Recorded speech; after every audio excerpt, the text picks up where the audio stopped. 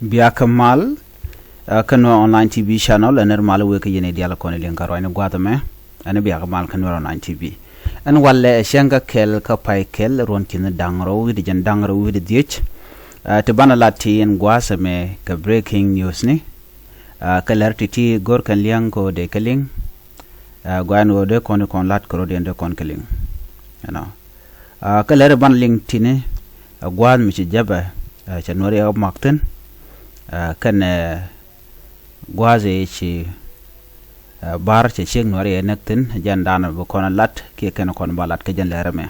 ñaka kanedi ko ken ko de latiti de ko kanedin ko ken lerne mo banling gwase me chala do nene ci jaban wer mak ka kan ka ko bu warada rol Ethiopia chala do shikor mo tuok pan ka changa jandang de ko de kel ka pay diech ron kina dangraw wi jandang raw do bakel tele detail ya la de long ban man chala de long wa kan beken ko de ko hok de kan ka baget ka de kan ga de kan ka ben page ko jan kan ala ne gon kan o mete garam ci kan jek mi jal kamach de kan nak na me jokel mi de gorno de jaling ka kuiri ka man dana ci to ba more detail ba no ngwasa danen wa roy ni gor ka kui ka manana ci to ngoda menta mo ngoda tele roy mi ci jek bala jen kore pan e ci to pan tele information do den mi ci ben baye non ler ko non lat ko din ka kui de re koro mo lere do man ban nyoko milin ko no gwata me bare ci chek no ara she janek re wich ke tang no en sheng no ara mo chala do jene sheng mo paydap no kaman chala gwase me wa gwaze we wuduma wera nekte na chala do dong dera wer gwam shit ka wer en shega mo wa shek no rakel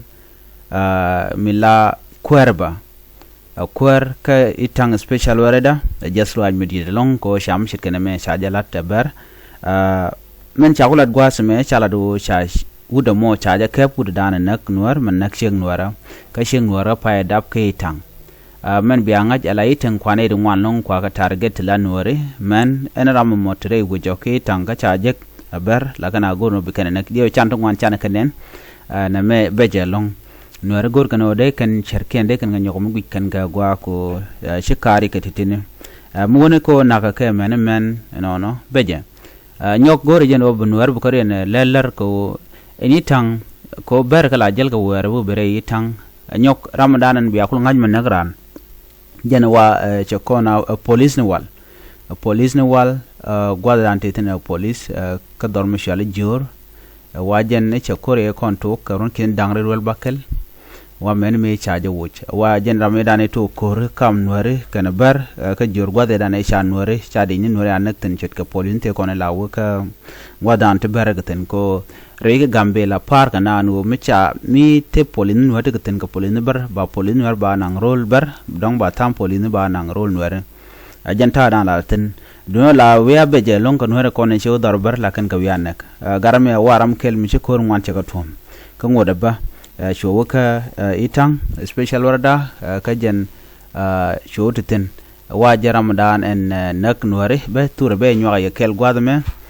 tour jen ko do gomte lode guyene me mi shirma toje jen point de ngwat chengu yene je ngwad na wudu men shi ram dit no de ko dong chude je so le je ngaje so nuare please ni channel dan jago bu ko ngaje no ko kon ngane jo me gor jen o de nyoga ye kel ko dien te ka ngany merong katin kon lat ko rodien kele dan ro tin kon go de nyoga ye kel en biatema bye bye